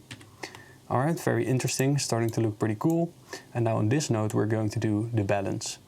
And I'm going over to my offset slider and drag it a little bit towards the blues. Now, as you can see, it kind of takes out some of the orange that we've got over here and makes it a little bit blue. And as I told you at the beginning of this free course, I like the color setup of orange with blue tealish, and it's the famous orange and teal color setup. So definitely use that, it's very pleasant for the eyes. And now that we've got this, we can turn it off. This is what it looked like before, and this is what it looks like right now. So let's add another node. And I like to work in threes. Some people like to work in fours or just go all the way to the back. And we're going to add a sharpen to it. Usually you don't have to do this with 3D renders because they're sharp enough. Sometimes you can do it, and as you can see, it's very heavy. It really brings back a lot of detail and it gives some kind of digital sharpness. But here in the effects tab, we can see our size controls. So we have the sharpen amount, and I'm going to bring it down by a whole bunch. And just have it be a really subtle effect. So if we look at it like this, turn it off, turn it on, turn it off, turn it on. So it's very subtle, but it does add to the render. And right now I recognize that I have forgotten a step. So I'm going to press Shift-S on this node to add one before it. And what I'm going to do, and I like doing this, some people do not recommend using this, but I do. So here we go. I'm going to drag the gain towards the orange, something like this. And then I'm going to drag the gamma towards the blues greenish tone. Now look what this does. So this becomes way more orange, and this becomes like this green bluish type of hue. And I really like that because it starts to look like the color setup that I talked about before. Oh, you know what? We're first going to do the little hue trick we got. So right here under this tab, we have several different options. So you can change hue for luma, hue for hue, hue versus saturation, and this can be useful for a lot of different things. So I'm going into hue versus saturation, and right here I'm dragging my qualifier tool over the orange. And by the way, if you are not seeing a qualifier tool, you can go right over here in the left bottom corner and select qualifier. Now that you've got that, we can select it like this, and it will define the range on our color spectrum. And I'm going to bring it back a little bit because I think the orange, it's just really blown out. We do not need it to be that blown out, so we're just going to bring it back a little bit and have it be a little bit more natural. So like this, and as you can see, this is what it does. Very orange, very saturated. But now I'm going to bring it back, dial back a tone, and it looks a lot better. So that's how we do that. And if we look at the original, and now look at this, I think it looks a lot better. Maybe the exposure is a bit too much. We can decrease it a little, not do too much with it. Yeah, this is better. And that's the thing, this is a lot of trial and error, just looking what looks good. Maybe come back to it another day and look at it from a critical eye. And now I'm going to add some glow. Why not? Why not add some glow? Because I want to teach it to you guys. Maybe I wouldn't use glow in this particular case because it's already very bright. We've added a lot of elements that also have some glow already, but I just want to show you guys how it works. So in the Effects tab, we're going to type in glow, and then we can add the glow. Now, right here you can see what it does, and the shine threshold decides how much glow will be added on the luma values. So when you drag it all the way to the left, it's using darker values to add glow to as well. Well, when you move it to the right, it's only using the brightest values to add glow to. So you can play around with this. I'm gonna add some glow like this, and then with the spread you can decide how far the glow goes. So I'm going to use a little bit of spread like this. You can turn this off and on, and you can already see that because of this glow, my face also gets added into this a lot better. So the glow definitely helps with compositing different elements into it as well. So I'm not going to remove it in any way. We have the gain slider here, and this determines how bright our glow is. Now, we do not want it to be very bright, but we also do not want it to be very dark. So we're going to sit somewhere over here. And one thing we can do with the glow as well is add a color to it. So we've got an orange color for our glow, and make sure it kind of follows the orange color we already had. And we can change the saturation of this to make it a little more saturated or a little less saturated. But I kind of like it like this, and it's way too much. And I tend to use a lot of glow, but because of this, and it shines in your eyes and it looks really beautiful and bright, but we need to dial it back because it's too much. It's pretty much always too much. So in the global blend, which is a function that is located in pretty much any effect in this effects panel, we can change the blend mode. So over here we can decide the strength of how much glow we want. And in this case, I'm just going to have it be somewhere around the middle. Maybe even a little less, something like this. Very subtle. Control D in order to turn off the node and turn it back on. Very subtle, but it does look a lot better. And now we're going to add 2 more nodes. And I'm going to press Alt-S to add a new node. And it's going to be a vignette. Now there's 2 ways to make a vignette. We can either go into the effects panel and type in vignette, and then bring it onto this node. And as you can see, it brings in a beautiful vignette. We can change the size, we can change the anamorphism, which is kind of like how broad it will be. And we can change the softness. Very cool stuff, but I'm going to remove this, and I want to show you a different method of making a vignette. I'm going into this tab right here. So we were on this tab, but I'm going into this place. And this is how you make masks in the color tab. So we've got several different options to make masks. And this is a circle. I'm going to bring in the circle. And now you can either drag it out like this and drag it out like so. And then you have your circle. But what I like to do is bring in a circle and use the size right over here. So I can change the size and the aspect and the softness. And the softness is determined by those red icons over here. You can just do it like this and change the softness. And over here we have invert mask. So if we click on this, it will invert the mask. You can actually view your mask by pressing Shift H. So if we do it like this, then this is excluded and this is included. So if I were to change the color right now, I'm going to make it very blue just for demonstration purposes. It will not make the edges blue, but when I invert it, all the edges will be blue. So I'm going to remove that. And now we're going back into the Curves tab. And we're going to select the Custom Curves. Now we get our very usual curve. And what I'm going to do, simply, is drag somewhere down here, because these are our darker values. And I'm going to slowly bring it down. And as you can see, I'm going to make it extreme. You can see what it does. I'm just going to have it be subtle. Subtle like this. And look at what that adds. It makes sure that our eyes are guided more towards the center. And we have gone through a great stride in order to get that done, because we've placed a light in the center, we've placed our element in the center. And now we can guide our eyes to the center even more by removing the light values of our corners. And that is what a vignette does.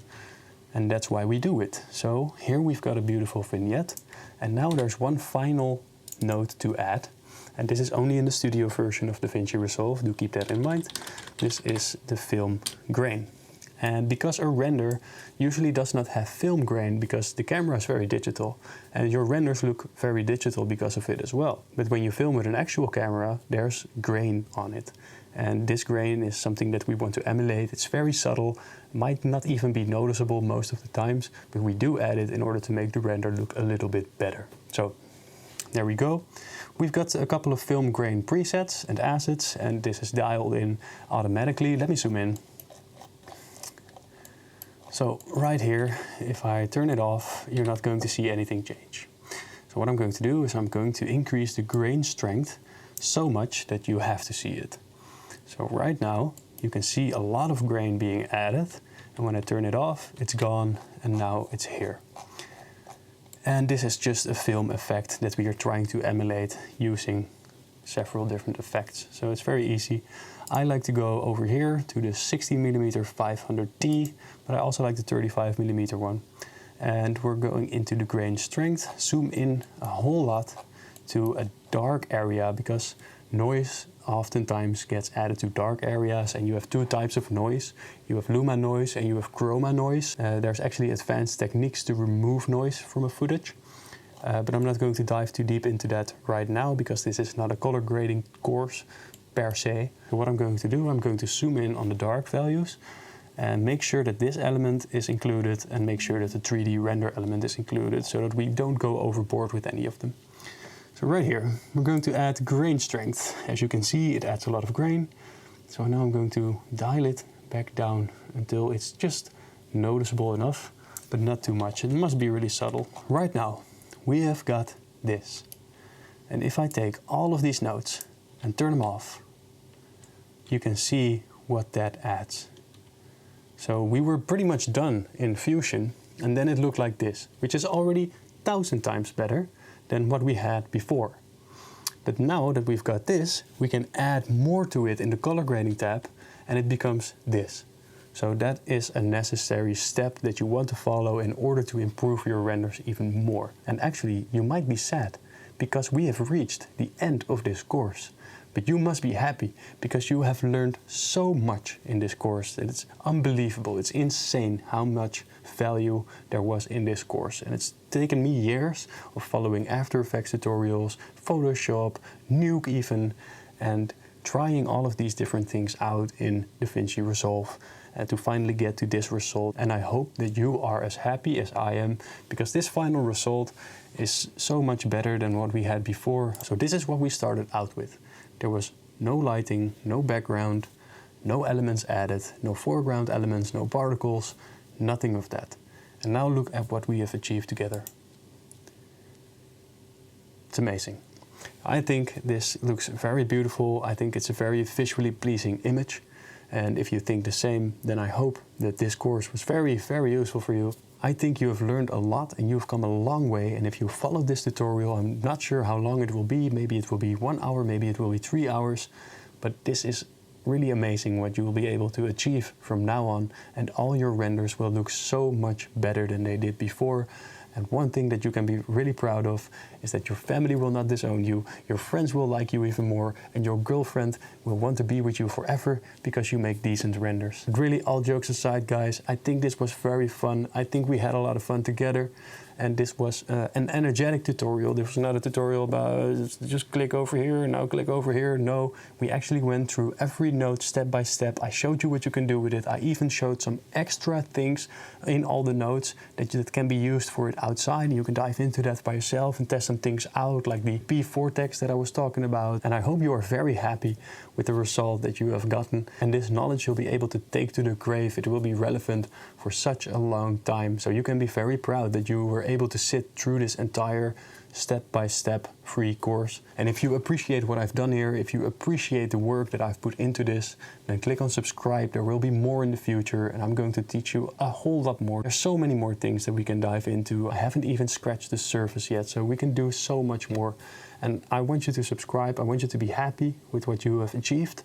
And it was a long run, but you have done it. And really, guys, I'm so proud of you, and I'm so proud that we have gone through this together, that we've went through everything step by step, and that you are now able to composite all your renders. You know, you have followed this tutorial for a couple of hours now. This knowledge will stick with you for the coming years, and it will be relevant for such a long time.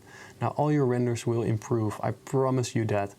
And if you had fun watching this tutorial, if you had fun going through this entire process with me, then click on subscribe. I'm definitely going to be uploading more in the future and provide more free value for you guys, because I want you guys to succeed and make the best renders as quickly as possible. And that's what we're doing right here. So one final thing I would like to ask of you is to click on that subscribe button and maybe watch some of my other videos. Thank you very much. It's been a joy and pleasure being together with you guys for such a long time. And I hope we've truly grown together as friends, as Blender enders, as brothers together in this journey. So make the best renders you can. I would love to see them. Send it to me. And if you want to further improve your Blender skills to become an undeniable force in the 3D space, then I highly recommend watching this video next.